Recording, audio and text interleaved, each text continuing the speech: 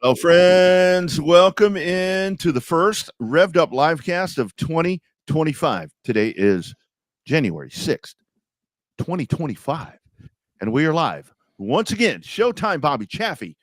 He's right over there. He's down south. I'm Rodney Rodriguez. We're in Texas. He's down south. I'm up north. We're with all of you, and we're going to talk some racing tonight. As Bobby, you and I were just talking right before the show from a chilly as hell Texas. Man, the cold is finally here. I wanted it to cool off. Wasn't quite sure I wanted this. Not quite this. I don't know, man. Like it's I was watching a YouTube clip earlier last week that said, hey, look out. There's an iceberg coming to the south, and all that stuff that's hitting the right, following I-70 all the way over into DC and Missouri that crippled Kansas City yesterday and the day before. That stuff was actually supposed to hit about 200 miles further south and follow I-20 instead of I-70, but it ended up being a high. But that still don't mean that we don't, it's all those poor fans leaving Austin, Texas on Thursday and Friday night trying to get up to the Cotton Bowl to watch Texas and Ohio State. They're going to be in for an interesting ride up I-35 because that ice and that snow is going to be with them the whole way. Yeah, it's going to be something that's going to be really interesting to see. And I've had some folks that have reached out to me, about that game. And it's like, oh my God, the Cotton Bowl, it's going to be horrible. Those people, I'm like, calm down. The biggest problem is going to be getting there. It's going to be nice on Friday. It's just going to be cold. Yeah, it's going to be 72 degrees in there. We don't play this game at the Cotton Bowl anymore, which I wish we did. I really wish we did, but that doesn't happen anymore. So it's going to be totally fine. But it is, man. The travel is what concerns me, and I think around here, I think a lot of people, whether it's depending for the Texas folks that are checking in, and thank you all for whether you're on Spotify or Apple or the Texas Sports Unfiltered app, wherever you are, YouTube, Facebook, RevvedUpSportsShow.com, RevvedUpSportsShow.tv. I think a lot of people have that PTSD from the last time from 2021? Snowvid. Yeah, the Snowvid. And man, I don't think that's ever going to happen again. But that really has impacted some people because they see snow and they're like, oh, holy smoke. Well, I don't think we're going to get 25 inches or whatever we had that last time. Well, see, that year it snowed twice, right? We had Snowvid, and then the week of Valentine's, it started hitting again, right? So we had double the snow for the first time in years. It wouldn't stop. It wouldn't stop. Like it snowed one time around this time in 2021, and then we had the Valentine's Day Snowvid flood. Well, we flood a lot down here too. The Snowvid there in February, because I remember I was out a week of work because we didn't have no power or we didn't have no water. Luckily, we didn't lose power for that solid week. But yeah, we ended up had to stay snuggled up there for a little bit because it was the week of Valentine's. They had a week off, but didn't really get a chance to enjoy it.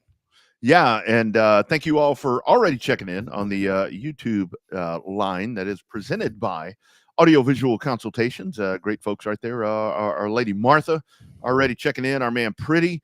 And Pretty said it's supposed to get a little western up there. It's going to get kind of crazy all the way around here. And I think for the folks that are going to be heading to Tulsa, I'll be in Tulsa on Saturday. And I think I'm going to avoid most of this, but I'll be driving.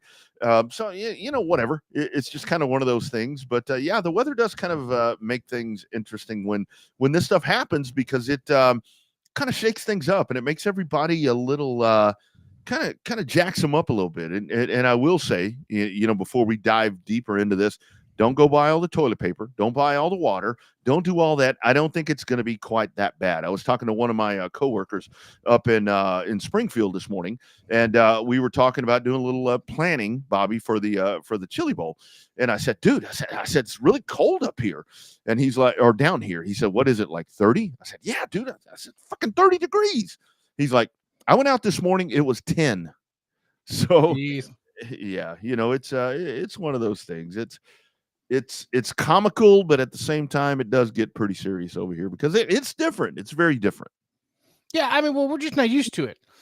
We proved in 2021 we don't have the infrastructure for ice and snow and all that good shit. When you have water plants going down for weeks at a time and losing water to millions and millions of people, and power going out to millions and millions of people. Like, I mean, I remember having to pull up with a wood splitter to my parents' yard that didn't have water or electric, and they refused to leave. And I pull up in their house, and it's a good solid 41 degrees in the middle of their living room. So, yeah, it's crazy. So it's I mean, we're not set up for that kind of stuff. They're ready for it. I mean, it even puzzled and paralyzed Kansas City the other day, with having to shut the airport down and all that stuff. Chiefs couldn't leave and all that. So even the major cities, when they get hammered, it's different. But man, down here, you throw that word ice and then ice storm, shit, we done. Put a fork in us. We can't drive in ice to save our ass down here. Yeah, that's the whole thing about it, to where when the ice thing happens, it's like, I think around here the problem is that driving is not simple in the first place.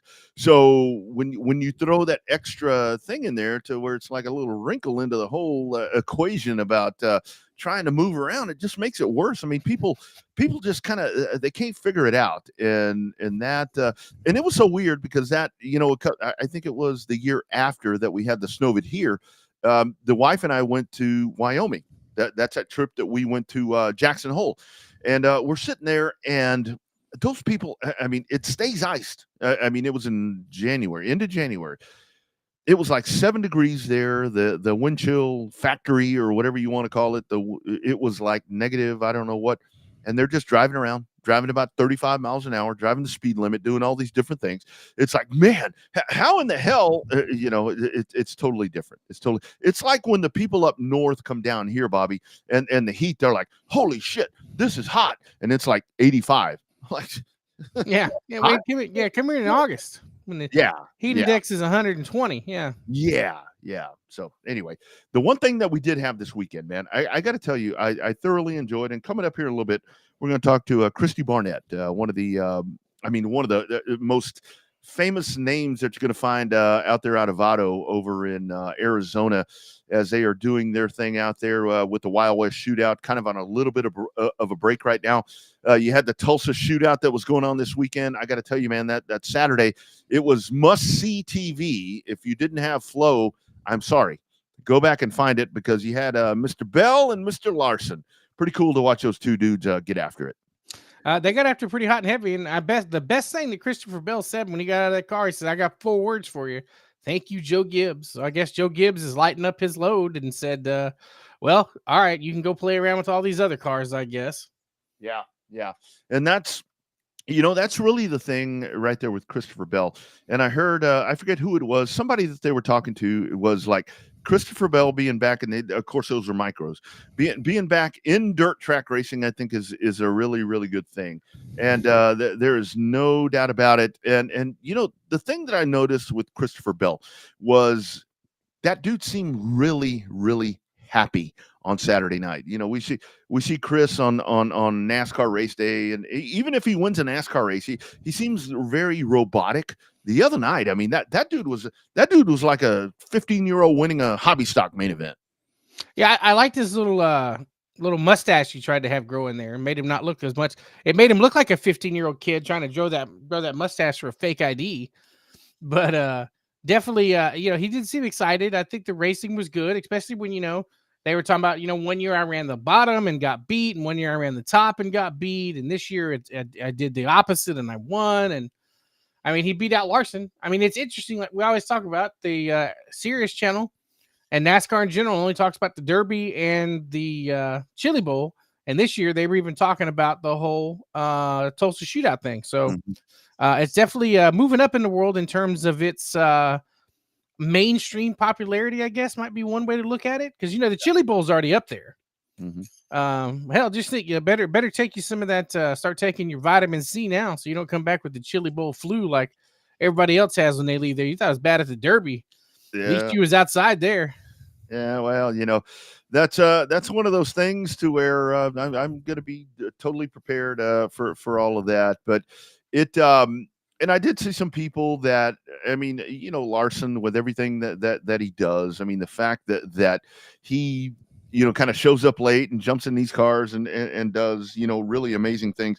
I think that it does go back to we really need to appreciate. We've lived through you and I, Bobby. We have lived through some of the greatest drivers of all time. And you go back and we've had the fortune to talk to Mario Andretti. But you look at him and AJ Foyt and these guys that have done just amazing things in any discipline that they tried. And what Kyle Larson is doing, and I did see some people bitching over the weekend to us, wow, this guy shows up. I mean, it kind of ruins the fun. No, it doesn't. It doesn't. I mean, to watch what this guy does, to watch how he does it in the manner that he does it, to come on out. I mean, this is genuinely and truly one of the best race car drivers we're ever going to see. And the fact that he comes back and he goes to his roots. I mean, the dude loves it. And that's like I was talking about, Bill. You see Larson, I mean, Larson as well, man. When he's at these races, he's just like a jag. He's just a guy. I mean, he's just there. He's just there.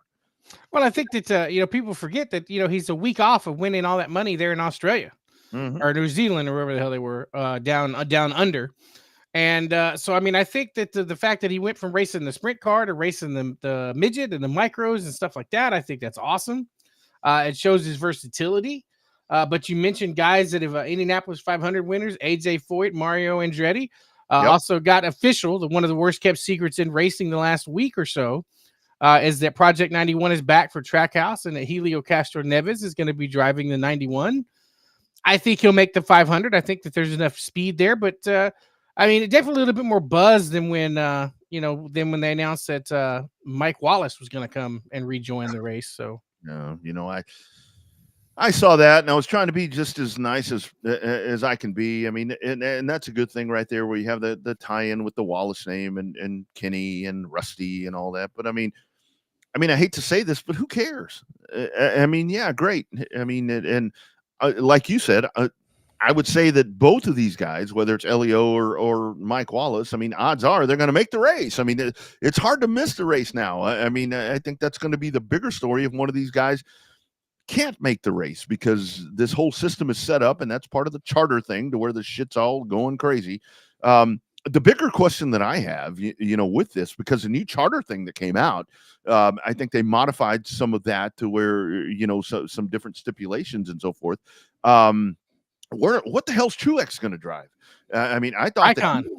Is that what he's doing? Tricon. Oh, to open an uncharted car for Tricon. And Cup that's Series debut for Tricon. And that's a satellite of Gibbs, Toyota. Well, it should be, yeah. I mean, that's the truck. That's the Truck Series Toyota factory team. So. Oh, that's right. That's It's JC's truck.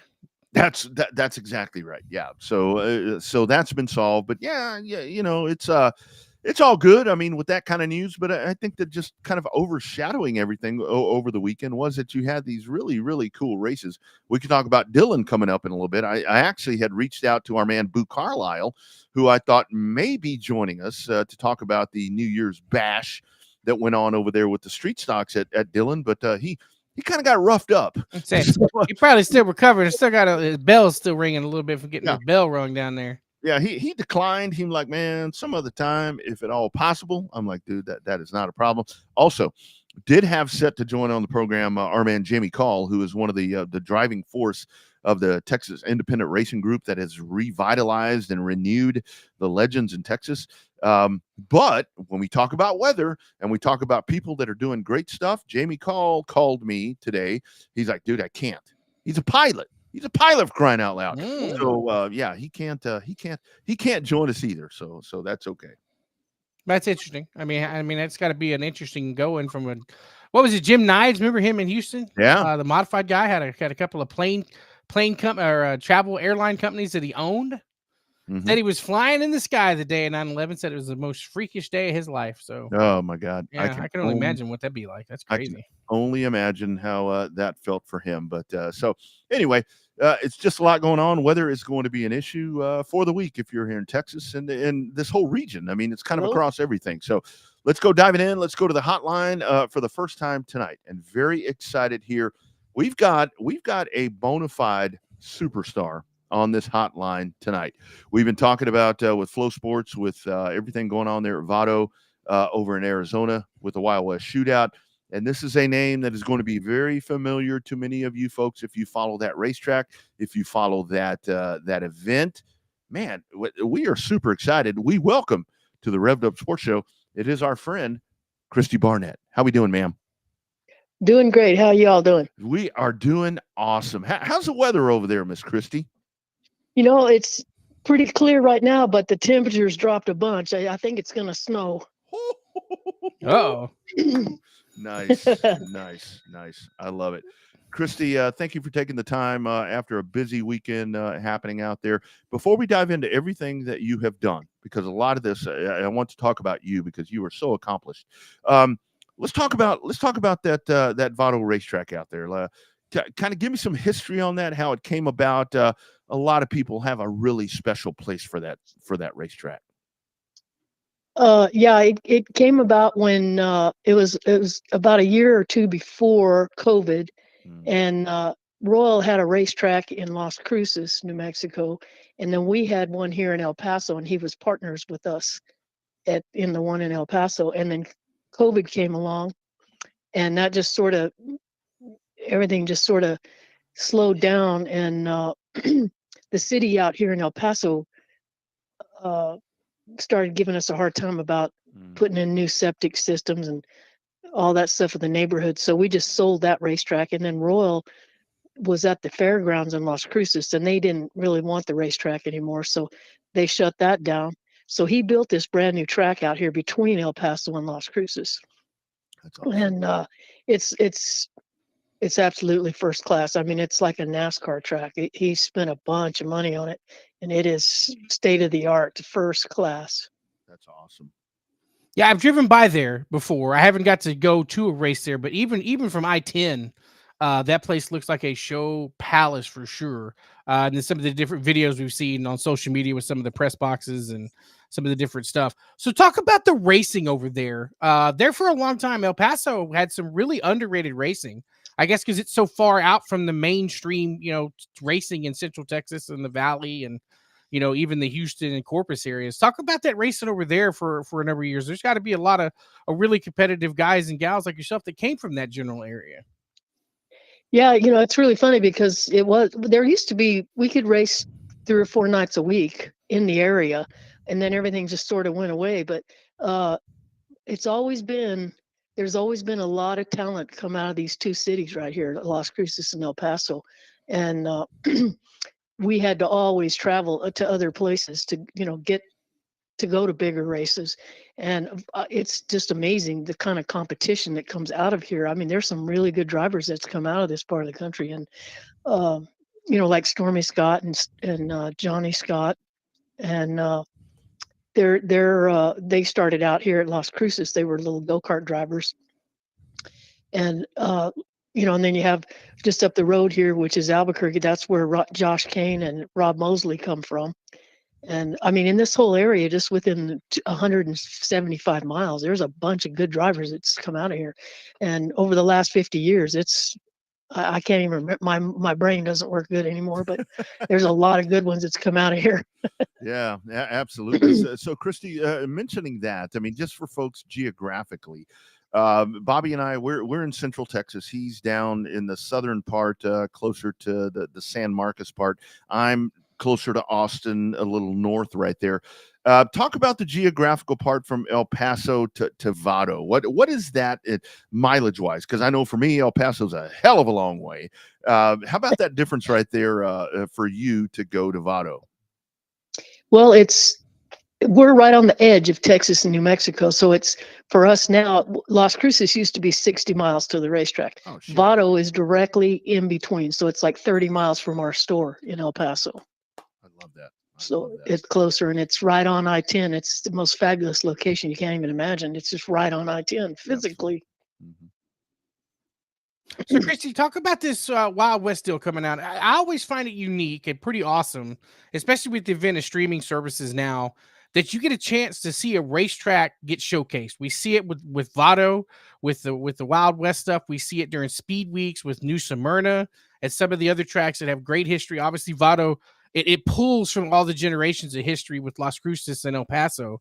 But how cool is it to have that event be showcased now for a national audience to see? Like you said, you get noticed. You know, it's those 15-year overnight sensations. You just have somebody watching, and all of a sudden, here comes this new group of fans, a new group of drivers that out of the blue, they've been running there forever, and now all of a sudden they're bona fide superstars thanks to a streaming service. Right, that's exactly right. And it's funny how, you know, how you can be known or not known. And you're known in the racing community, but in the regular public eye, because nobody really knows about it. This place is so it's so new and modern, and just having the caliber of the race car drivers that come in for this Wild West shootout's unbelievable. And they're now, this is they got race of the year in the late models twice for the race of the year. And I think they're in the running already because the last two nights it's been awesome barn burners. Oh man. With those late models, you know, and the other classes, the A mods and the X mods, they've been doing the same thing. It's been like right down to the wire. How great is that? I mean, because I think that this race has always been something really, really special. But now, like Bobby was talking about, Christy, with the enhanced eyes on it, you know, with flow and the different stuff.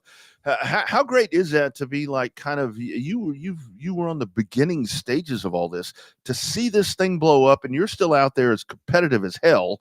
How great is that for you as kind of one of the pioneers to watch this thing just blow itself up and really be a really badass race in this country? Well, I think it's great. I mean, we had that racetrack and we know what it's like to have a racetrack, but this is just it's another level. It's I mean, it's like literally, it's probably, akin to like if you go to the Cowboy Stadium in Arlington. You know, it's I mean, that's supposed to be the gym of the gyms right there, from what I understand. And this one here, I think it's rated like one of the top like 4 in the nation for dirt tracks. And I've raced in a lot of places. I've raced all over the country, and I mean, it's, Vegas is nice, that kind of thing. And this place is nice. It's right out in the middle of the desert, and you don't expect to see something like that. But I mean, Royal's just done a fabulous job with it. It's incredible. Absolutely. So let's talk about your racing stuff right now. Obviously, you've raced a lot of different stuff, from super trucks, X mods, A mods. Some of those are different terminology than what we're used to on our side. Like, the difference between like an X mod and an A mod. Which class are you specifically more fun running in, and which one? And describe it for us that need a geographical lessons on the name of a racing class. Well, for me, I don't care if it's a wagon. I'll drive anything. I've driven late models. I've driven stock cars. I've driven them all. But right now, I'm running those 3 classes, and everyone knows what the A mod is, and it's that open wheel kind of strange looking vehicle. And the B mod is the exact same thing, except for it's a clamped up rear suspension with a limited motor.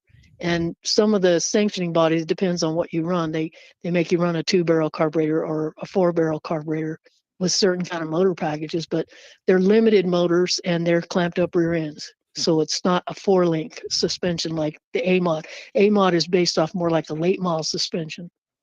Yeah. And they're fast though. They're pretty quick. They're almost as fast as the A mods. And then the trucks they're basically identical to what the Craftsman trucks are, except for they run on dirt. Wow. And then they're limited to like a 360 cubic inch motor. And they're on the same kind of American racers like the modified. So they're just little 8-inch tires, and you run 4-barrel carburetors, but those little dudes will get around the track too. They're fun to drive.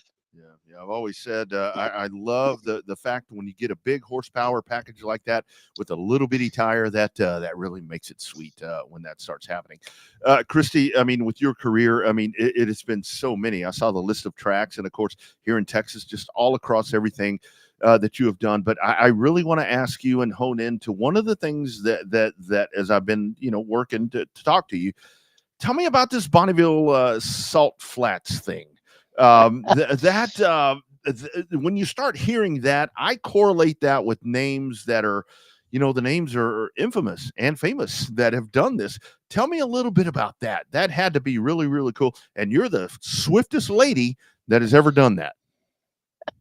Yeah, that was interesting. There was a guy here in El Paso that he had a car collection, and he had he had Jeff Gordon's car and one of Ernie Irvin's and John Force. He had all these different cars that he had in his museum, and he was always big time into racing.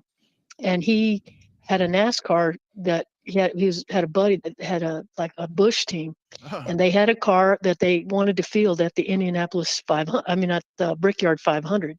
So they got together and they hired the first year they had Jeff Bodine drive it. Bodine. And all they wanted to do was qualify. But what they did was they brought the car to El Paso, and then they graphicked it up with sponsors and everything. And then they had people that wanted to donate like $10. They could sign the car, and it was going to be fielded at the Brickyard 400.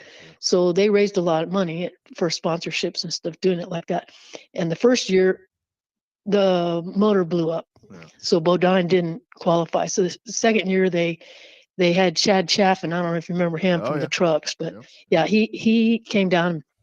They did the same thing. Well, he actually qualified, and he made the Brickyard 400. And so then the next year after that, they decided that they didn't want to do it anymore. They wanted to do something different. So I get this call one day out of the clear blue sky, and they say, "We want you to drive this car at the Bonneville Salt Flats and try to set the land speed record." Holy shit. I was like, "What?"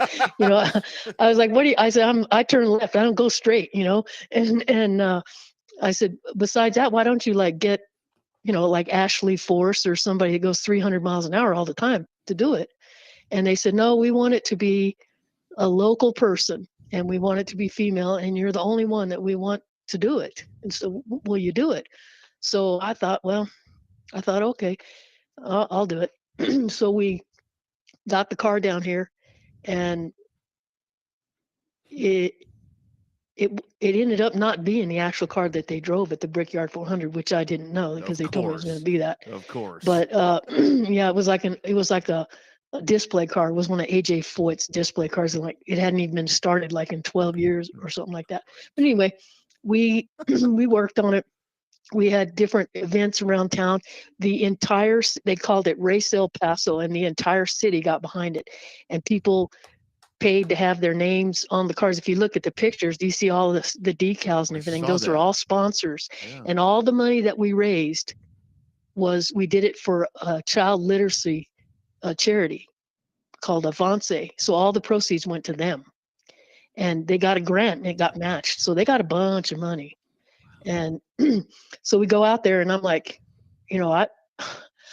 I thought, man, when I got out there, I thought to myself, you must be nuts. I mean, you've never gone that fast before. You don't know what you're doing. You have to go through all this rigmarole to do it. And I had my service rep from Harley Davidson was in love with the Bonneville Salt Flats, and he had been since he was 5 years old.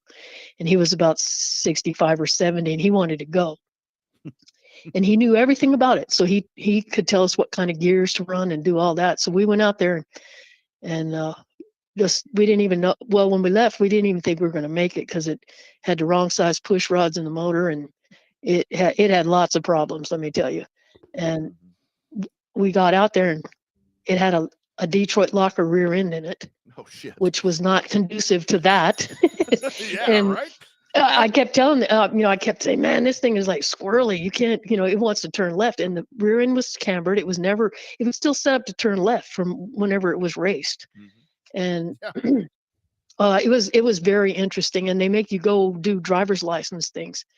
And you have to go through these tests. And then the last driver's license thing, you have to pull a parachute, which I was like, oh my God, Like, what is what? this? Yeah. Well, that actually it was fun. It ended up being my friend. That was fun doing that parachute thing. But Yeah. they're very serious at Bonneville. Have you ever seen a movie called The Fastest Indian? I have not. You have got to rent that movie. That's the best movie ever made. Yeah. It's Anthony Hopkins, and it's about the Bonneville salt flats, and it's a true story about a guy that set a world record. And Bonneville is exactly like that. But anyway, we did it, and I spun at 200 miles an hour, and and then I went out there and did it again, and I was on a world record run. I would have had it, but right kind of towards the end of the run, I saw the quarter panel coming around. And I thought, oh man, you can't just dump the gas because you're going to spin. So I just eased out of it, and I lost 10 or 12 miles an hour right there. And otherwise I would have had the world record right then. But I lost all that mile per hour, and I came through the trap at 208.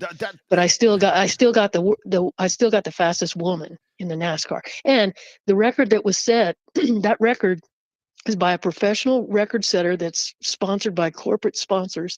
And the car that he drove was not NASCAR legal. It was all aero taped up, dynamic, and it was on ribbed tires. I had the stock NASCAR slicks on mine. And I mean, it wasn't apples to apples at all. So as far as I'm concerned, I got a new world record, because it wasn't that easy. People think that's easy, but try it on those slick tires on wet salt. And I have to ask you, I mean, is that the highlight of your career? I mean, with all the dirt mod wins, I mean, you've won 10K. I mean, you've done all these different things. And what I really respect and love about you is that you've done all these things. When they say the lady that has won $10,000, I don't give a shit. You have won $10,000 for a dirt modified race. I don't care if you're man, woman, dog, child, cat. I mean, that is something that not everybody gets to do. Is that with the salt flats, is that the highlight for you? Because I can't imagine strapping into something, especially on the shoes that you're talking about, and just going only 208 miles an hour.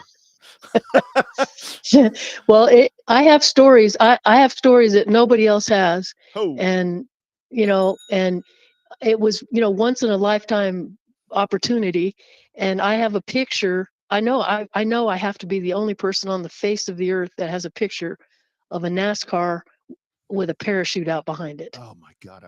I literally have that picture, and it's me, and it's like, I lived it. I lived that whole thing, and it was worth it. I mean, and they called me and they asked me to do it the next year, and I told them, well, you'd have to get another car because I ain't doing that one again. Yeah, but so I didn't do it. Oh, and I was gonna go make another run. At the end, we were having trouble making the thing run. It wouldn't go over 7,500, and it ended up being the air cleaner was pressing down on the venturis on the carburetor, so it wasn't getting enough air. But anyway, I sent another guy out just to try to air it out to see, we could try to figure out what was wrong with it. And when he went out, he blew the windshield. The windshield blew out of the car, and he spun around and he almost flipped. And anyway, it blew the windshield out, and we didn't have another windshield, so we didn't get to do it anymore. I didn't get to do it anymore. Wow. But amazing. Yeah, it's I've been so blessed. I've had a lifetime and a career that I could write a book. My husband and I have done so much. Yeah. My husband is racing 3 classes out here, and in July he'll be 90 years old. 90? 90. What? Wow. And he races X mods. He races X mods, trucks, and stock cars, and he can still win. Wow. He's not your normal 90-year-old guy. Amazing. Amazing. Wow. That's crazy. Yeah, we've been married for 45 years, and we've been racing for 45 years together. I love it. And we'll just do it till the day we die, probably. Absolutely. So, Christy, last week on our show, we had a 14-year-old girl that was racing, a young lady, girl, whatever, to be proper about it, right? So she was running the Tulsa Shootout. for the very first time. And what we had mentioned to her is that, back, Rodney and I are old enough to know back, you very rarely had, women racers there racing with you, whether it be on a national level or a local level. Now, modern day, move forward to today, you've got, potentially one young lady or one female per class, sometimes two, depending on what track you're at and what it is. Were you having any pushback on that when you first started? Is it something that you've noticed over the years being somewhat easier for the new group of young ladies to come in and race? There was absolutely zero when I started, I bet. not in the dirt track racing anyway. And I raced flat track 3-wheelers, and those were at 100 miles an hour. And I drag raced Harleys, and I did motocross racing and all that.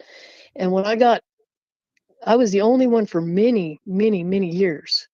And I think the female population back then were thinking they couldn't do it or something. I don't know, but I've always been the kind of person that tells everybody, do what you want to do, just do it. And when they start out little kids, there's a bunch of them now that were just little kids when I started, and they race now, and it's because I helped them get over the fear of doing it. Yeah. And now it is, like you said, they're everywhere now. I mean, you couldn't count 5 on your hand in the nation when I started. And like I raced in Mexico for 11 years, and there was no female racers. And I mean, you should have seen. I mean, they treated me like I was the president of the country. I bet. And they still do. They still do.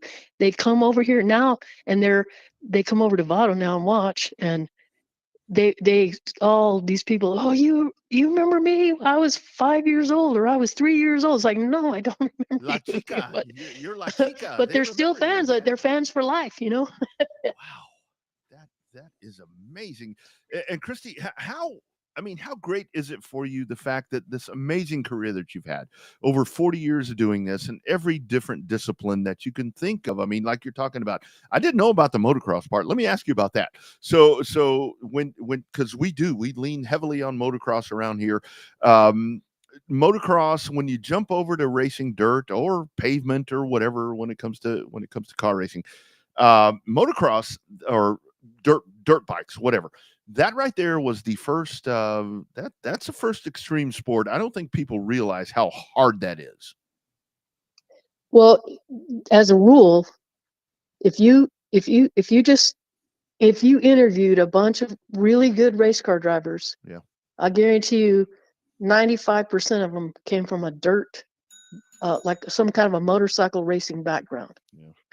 Motorcycle racers just make good car racers. I don't know what it is, but that's just the way it is. And I mean, I like flat track and you remember the 3-wheelers, right? Absolutely. They banned them from the, I mean, I was racing those 100 miles an hour on flat tracks. And people ask me to this day, well, weren't you afraid to, aren't you afraid of driving a car? And I'm like, are you crazy? After I raced a 3-wheeler? Nothing. That's like nothing. I mean, you have seatbelts. Yeah. You have a cage. You have all that kind of stuff. No, it's like, no, it's not scary at all. And yeah, it's really progressed. I mean, everything has just progressed, and I'm so happy that, like you were talking about the females and stuff. I'm so happy there's a bunch of them now, because there wasn't before, and they're younger and younger, and there's some really good ones coming up through the ranks now, and I'm really glad to see that. Yeah, no doubt. Oh, sorry. I was actually doing reconnaissance work on the show.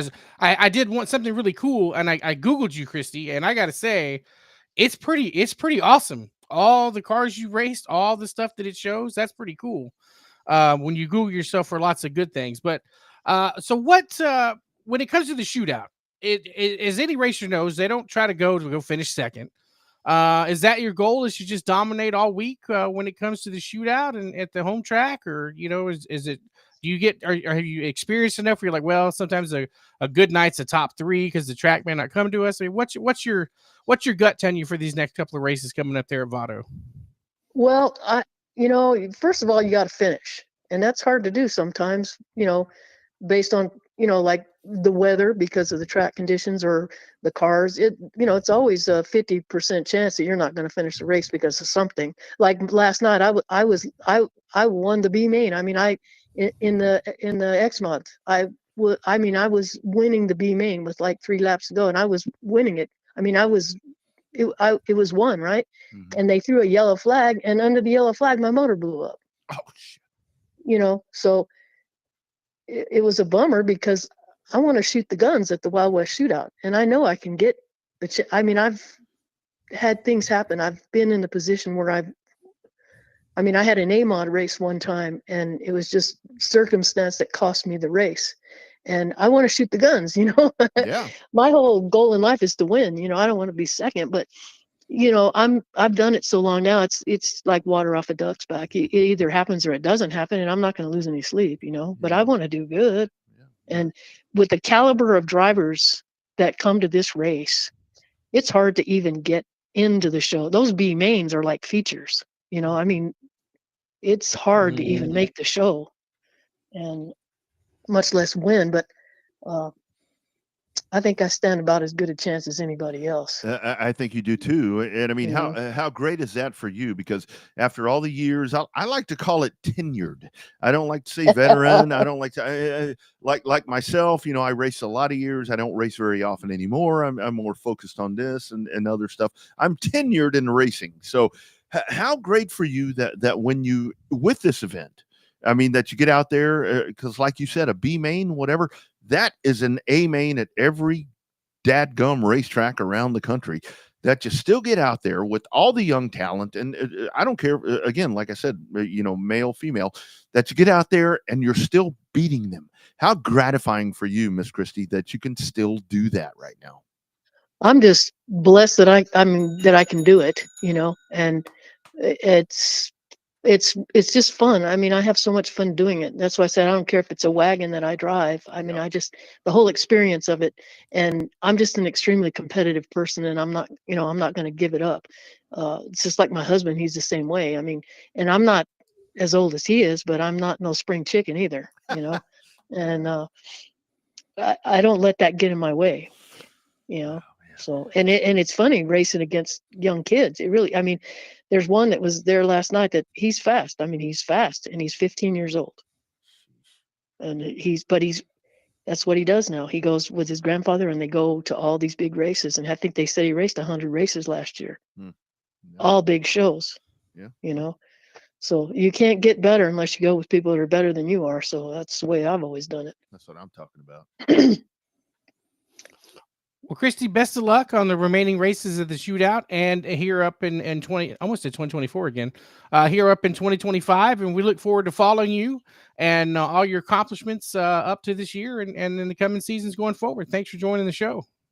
Well, thank you so much for having me. Is there a way to get it? Like, so my husband?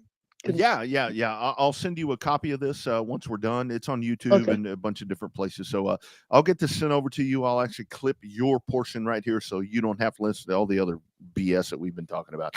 But we'll get that over to you. So the rest of the week, because I know that Vado, the shootout's kind of broken out. So when you got Wednesday and then through the weekend, is that what's coming up?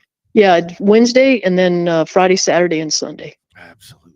Yeah, really, really cool. All right, my friend. Thank you so much. Thanks for responding to my message. Man, this has been amazing. And I want to tell you this, between you and your husband, especially your husband, you tell him, I'm going to get up tomorrow morning. I'm going to go run 2 miles because my fat ass doesn't want to get out of bed. And I'm not quite that age, but I'm going to be better. I'm going to be better. That is so amazing. I'll tell him. You bet. I'll tell him. Good luck the rest of the way. And thank you for gracing us with these great conversations that we've had tonight. Thank you so much for having me. Absolutely. Take care. Okay. You bet. Bye-bye. You bet. There she goes. Man, that's a badass. I tell you got to Google it, dude. Google her and the pictures. I know everything. I'm saying you did a lot of research prior to what I did, but damn, she is. You're right. She's certified badass. And that was one of those things, because that's for the company I work for. That's one of our events, and so I have to pay attention to our events. And I'm sitting there watching that the other night, and I'm writing down all these different names, and her name popped up, and I'll be honest with you, Bobby. When I saw that she won, that race, my first thought was, okay, that's got to be another, like she was talking about, 15, 17, 18-year-old phenom coming out of El Paso, that's doing really cool things. I don't know how I haven't heard of her racing down here, but she has raced down here if you look at the list of places that she's raced. But once I started honing in, I'm like, what in the hell is this? Certifiable badass all the way. Man, she's great. Christy Barnett, man, that's cool. Yeah, that's a lot of, and we could have talked to her for hours. She got so many stories and different kind of classes and stuff. Could have talked to her for hours, but we didn't want to bore her with our smart talk. I mean, we just wanted to be in awe of her stories. Anybody that can go on the salt flats and press down the loud pedal and go that fast or that long, that's pretty damn impressive. Yeah, and that was the whole thing with that. I mean, because I'd read about the salt flats and all the different things right there. I didn't know that was actually the car. I tell you who would be really good to talk to about the salt flats and all that is our man Joe Cantrell, because I know that he has been a part of different factions that have done that. I think that he could really enlighten us on some of that. I didn't know that it was like a display car, and with the slicks. Are you kidding me? I mean, I know the dirt track people are dying to get those asphalt slicks right now for factory stocks. Mm-hmm. Which, by the way, get your own tire. Come on, man. Quit leaning on them. But I didn't know that part. 208. Only 208. I like how she said, I lost all the miles per hour. And I only went 208. Wow, it's crazy. Yeah, when you Google her, she got a picture of the car there on the salt flat car. So. Oh, man. Here we go. Here, I didn't know this part. She has also won $1 million in Vegas. Our man, Steve Sims, which if Stormin' Steve Sims is laying this out there, it's got to be the bona fide factor right there. I actually want to say there was some kind of casino picture or something when I was Googling her earlier. Man. So that's got to be, that's pretty much going to be verified from one of the pictures I saw earlier. It's got to be. I mean, really cool stuff right there. We'll get that buttoned up and podcast out for you guys and get that over to Christy, especially right before Votto coming up as we dive in for the rest of the Wild West Shootout. We can talk about that right quick. Man, I was really hoping that Garrett Albertson was going to win that first race. The fast time right there, man, he seemed to be right in prime position to win that. Bobby Pierce comes in right there on the restart. Garrett kind of goes down low, and Pierce, he kind of saw that and he pounced on it. And Pierce, 2 for 2 in Votto so far. Well, I mean, it's a hell of a track, and you just that's the one thing about dirt track racing we've learned over the years is that timing. Being great is one thing, but timing and luck just come down to making an exceptional dirt track race, and I think that's what happened between Pierce and Garrett the other day. So yeah. I mean, it is what it is, but sometimes you just got to go, just go for it. Yeah. Yeah. I mean, that is the thing right there to where it's like, I am so amazed all the time when I'm watching, with the dirt late models, sprint cars also, I mean, and I'm talking more in that upper echelon of different divisions that race on dirt to how they are so good about reading the racetrack. With us on pavement, we sit there and you get to a point where it feels good and you just kind of hit the mark and do whatever you're doing. I mean, where the rubber's on the racetrack, where the groove is, all these different things. But with dirt, it varies so much. And to watch these guys and ladies, obviously what we just heard right there, do what they do, man. That's kind of part of the funnest, that's not a word, part for me is to sit there and watch them just work the racetrack the way that they do. Yeah, I mean, and it helps when you have the quality of the show that's there, and then you've got the locals trying to defend their turf. I mean, that's pretty awesome. Yeah. That's pretty lines up to be really, really good racing avenue for it. And you just have to think a lot of that streaming because there's more people now. It's no different than when we had that discussion about Marshalltown, Iowa a couple of weeks ago.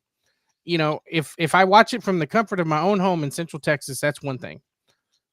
But now it's like if you're there and you get a chance, you live within 100 miles of Votto, get your ass to Votto because that place is a speed plant and it's a hell of a nice facility.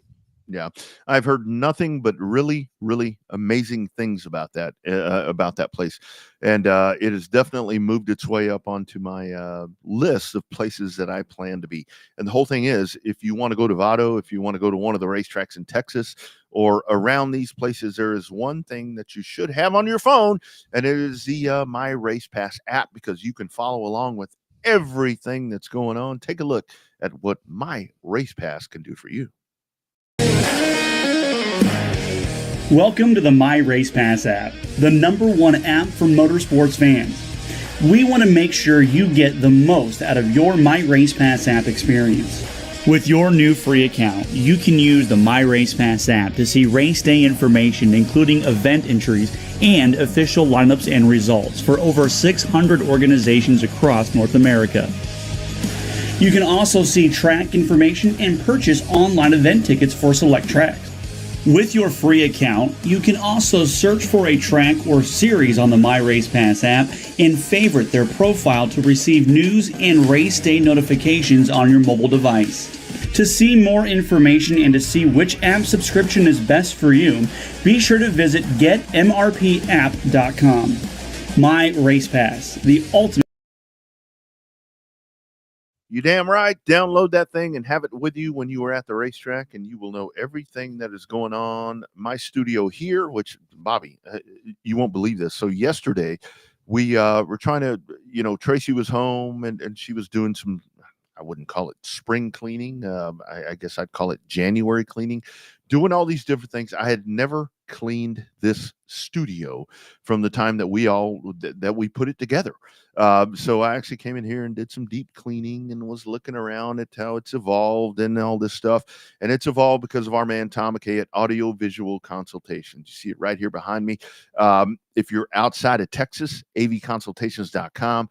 This is the man to check in with. They're going to hook you up with some really, really cool stuff when it comes to your video and sound needs. A word from our man, Tom McKay.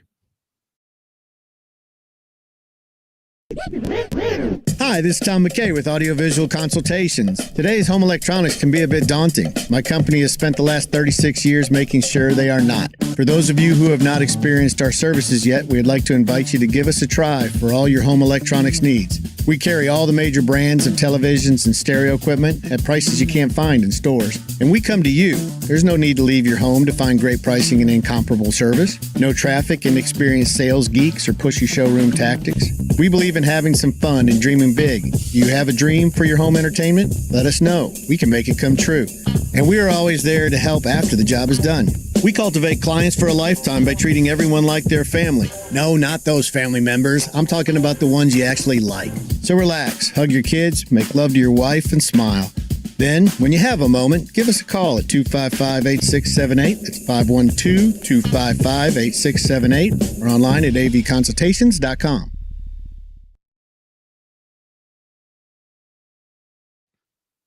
That is right. Check them out. They will set you up with the system that you need. Doesn't matter what you're looking for.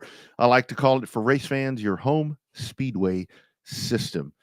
Bobby, saw over the weekend, the Rev is back, Louisiana.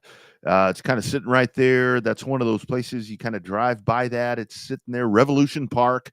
There's been a lot of different variations of that. It was a pavement track there, and then whatever the singer's name is, he came in and did all that stuff and fancied it up and did dirt stuff, and sky was the limit, and then that went away. So kind of your thoughts there on the Rev coming back. They're throwing money around. There's a lot of money on the line, it seems like.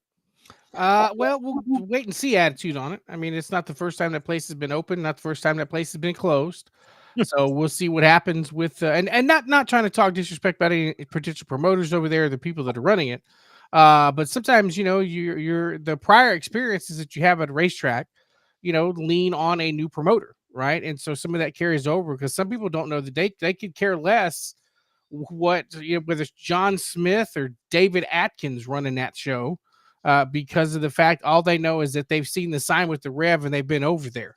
And they either had a good time or they didn't. They're either going to tell their friends good things or tell their friends bad things. So best of luck to the new people in charge. I'm having an open mind, open concept about it.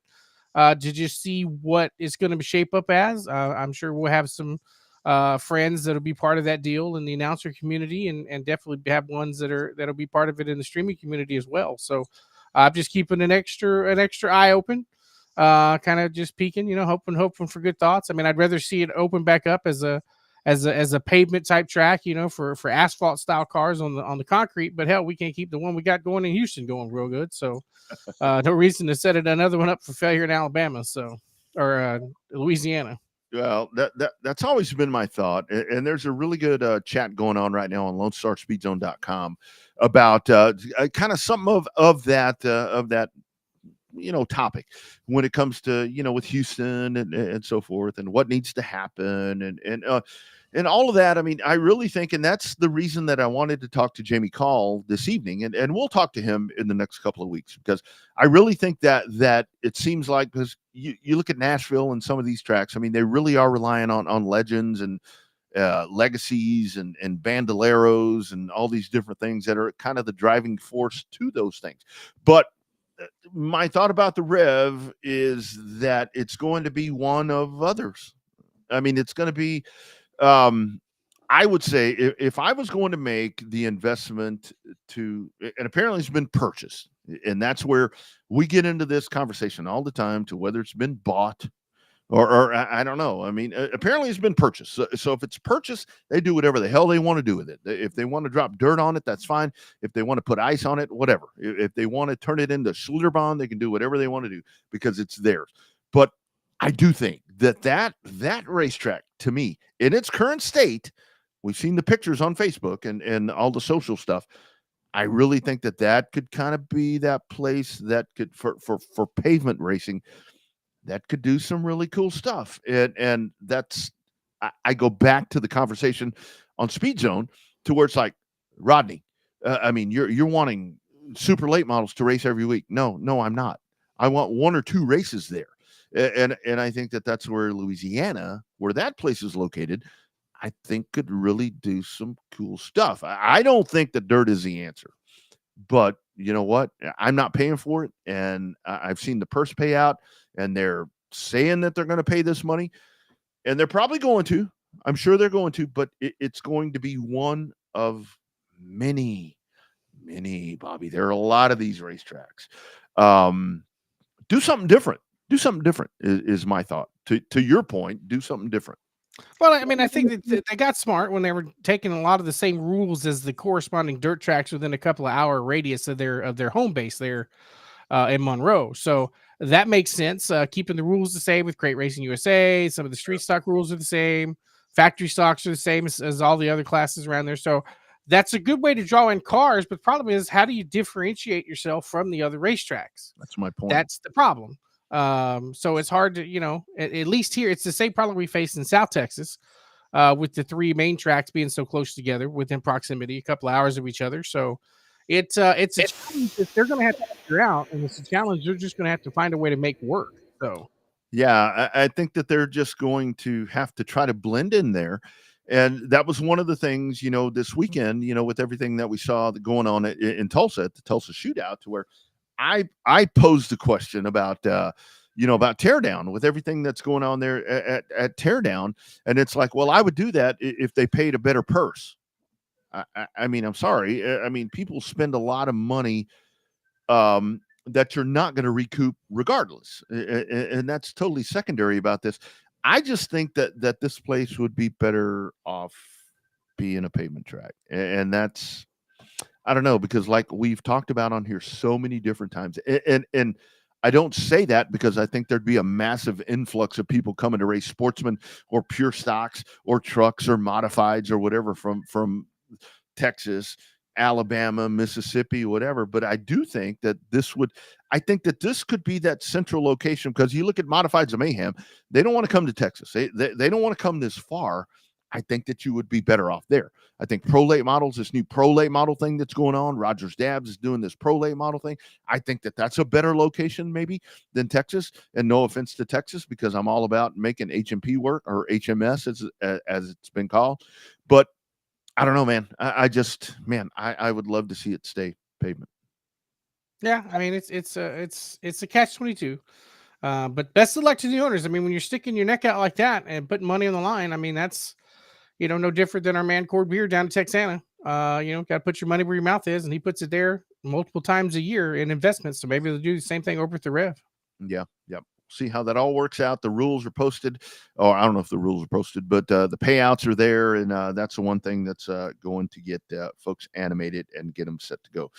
Before we wrap up, the super late models were on track at New Smyrna, kind of getting ready for the Speed Weeks. I mean, Speed Weeks is coming up.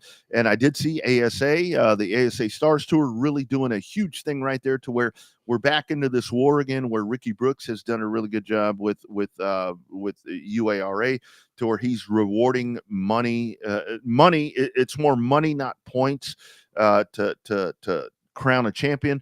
ASA is doing now to where you dedicate yourself to run that series. You're going to make more money. So here we go. Just when I thought that this thing was going to kind of soften itself up a little bit, I think we're back into the tug of war once again, and that little rope is just hanging there, and the racers are going to be trying to figure out which way to go.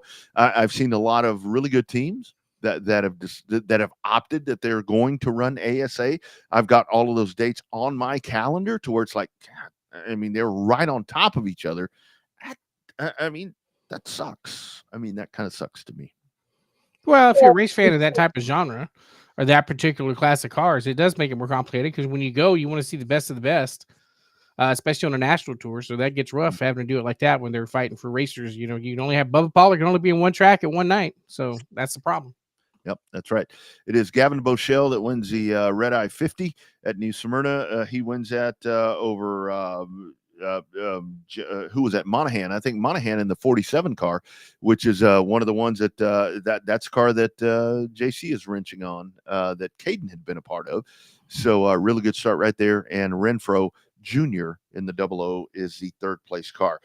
Moving forward here in Texas, as we kind of revert back before we get out of here, we are just a couple of weeks away, Bobby. You've got that $10,000 to win modified show that's coming up, and those names keep popping up. We see a lot of folks that are entering this race at I-37, and the one that really caught my name, we've been watching him there, Votto. I mean, here comes Cade Dillard. That's a big name coming to Pleasanton. He's running one of Stevie Jr.'s cars. Mm-hmm. Yeah. That's a pretty big deal too. So especially for, that quality of equipment, he's got a shot to win that thing before it even takes its first green flag. Yeah, I think so. That's going to be a big name right there. And of course, that is $10K to win right there. Limited modifieds racing for $6,500. Other classes available there as well. That's at the end of the month. We'll talk about that. Maybe have Ray on here or one of those guys as we get closer to that to kind of tie this thing up. Man, this has been a fun show. That Christy, I'm still blown away by Christy Barnett. I want to call her when we're done and be like, "Can you tell me some more stories? Put me to bed. I just want to hear some more about what you've done." Well, I mean, that's what you call fandom there. So sometimes you get into being a fanboy sometimes. So that's okay. I do too sometimes. So it happens from time to time. Thank you all, friends, for being a part of the program. We've got a lot coming up. Sorry, I'm kind of blowing here through the Facebook stuff to see if there's anything that we need to touch on. Again, let us know about your race events that are coming up. We want to help you guys promote. If you haven't dropped your schedule yet, let us know. We would love to help you do that. We'd love to showcase you on the show as you get those dates out. Waco with their schedule that's coming out. But again, it was funny watching the Waco thing because I kind of monitor all the Facebook sites of all these racetracks, and it's like, Waco, when's the schedule coming out? I think you know what they're doing. They race every Friday. Yeah, they're going to race every Friday, generally from March till the first weekend in September. Yeah, that's kind of what they do, and I think that they're under heat for some of the purse. Look, man, when you race every week, it's hard to pay $10,000 to win for whatever class. It takes a lot when you're doing it every week, in my opinion. Yeah, well, they still ain't a lot of money. The purse will be what it'll be. I mean, hell, work on call up a sponsor, try to get some more person for your class. They'll be able to. I mean, they're more than welcome to take more sponsorship dollars if you're willing to try to find a way to get it. I guarantee you, if you want to have a big race and you call somebody up that wants to give them money, they would gladly take that and distribute it efficiently for everybody involved. All right, you guys, like we talked about at the top of the show, be weather aware. I think it's going to get a little weird around here. A little weird. I'm interested. I've got everything I need. We got everything lined up, got all the food ready, got all that stuff purchased, got everything ready to roll to just hunker down for a couple of days and then peek my head out and watch some more college football in addition to that shootout we got going on right now up in Frisco. That's it. I got the ramen noodles ready to go, so we will be good with that. Thank you all for being part of the program. We do it every Monday right here live, LIVE.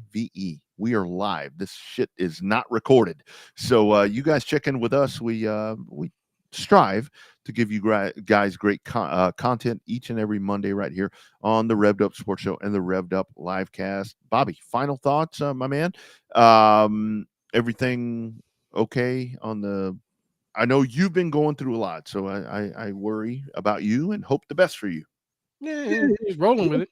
Yeah. Try to get a sense of normalcy, hanging with some Bobcats up on Friday night there in DFW. So There it is. it's got to spend a little time with some drunken Bobcats. So that was a little bit of fun, kind of somewhat of a sense of normalcy. So Yeah. it ended up being a little bit of fun.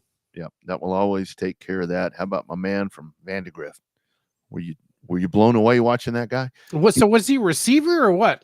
He was in the secondary when he played at Vandy. There were it's a long line of quarterbacks that have played for Drew Sanders over there. That dude never cracked a snap on the varsity level for Vandy. And when I saw Mestamaker, I'm like, Mestamaker? That dude was a cornerback. But hey, the people around us couldn't tell. They realized like, hell, that ain't even the starter. They're like, what?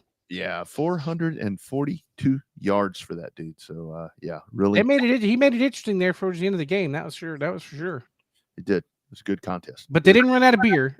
They ran out of certain brands of beer, but they did not completely drink the stadium dry this time like they did last year. So I bet they had plenty of Miller Lite, didn't they? They ran out of Trulies and something else, some other mainstream beer, like Coors Light and stuff like that. They ran out of the couple of the mainstream. So I think they had some Modelo left over and stuff like that. So it wasn't a complete sellout like it was last time, but they were starting to run out. I love it. All right, you guys, we'll do it again next Monday. Showtime, Bobby Chaffee down south. I am Rodney Rodriguez up north in the frigid state of Texas. You all be safe. Keep checking in. RevvedUpSportsShow@gmail.com. Hit us on the Twitters, on the socials, everything. We'd love to talk racing with you. Back next Monday, same time, same place. You guys be well.